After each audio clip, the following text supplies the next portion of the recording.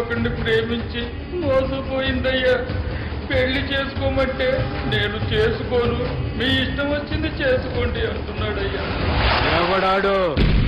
పక్కూరు police station లో SI అయ్యా. పెండ్లి కావాలనా పానం కావాలనా? పెళ్ళినయ్యా. రాయ్ నర్సింగ్, అయ్యా చెప్పండి అయ్యా. పెండ్లి చేసుకోపోతే చచ్చిపోతానన్న భయం ఆ ఎస్ఐ కండలో నేను చూడాలా? అట్లాగేనయ్యా. ఉంటామయ్యా.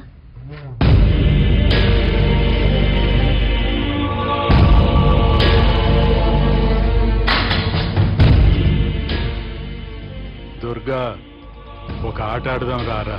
గట్లనే బాపు.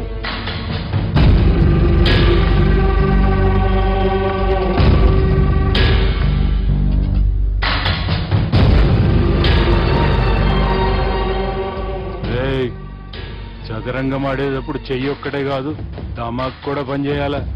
ఏమైందిరా నీకు? బాపు గది నీకు ఎట్లా చెప్పాలనో అర్థమైతలే. ఏమైంది? గది చెల్లెమ్మని ఎవడో ప్రేమించిండంట. వాణ్ణి చంపొచ్చే కదా మాట చెప్తున్నావు?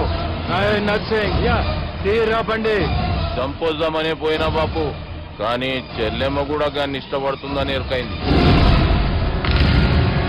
దాని పెళ్లి జిల్లా అంతా మారుమోగేలా చేయాలనుకున్నాను రా. ఏంట్రా ఇలా జరిగింది? ఇప్పుడు ఏం జరిగిందని బాపు?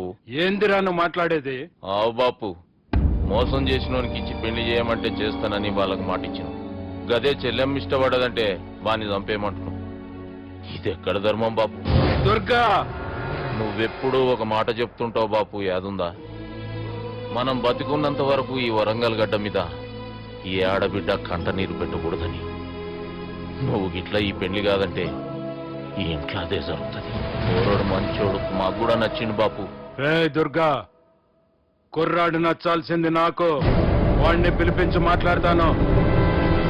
రేయ్, ఏదైనా తేడా వస్తే పోయేటిది ఇంటి పరువే కాదు, మీ నాయన ప్రాణం కూడా.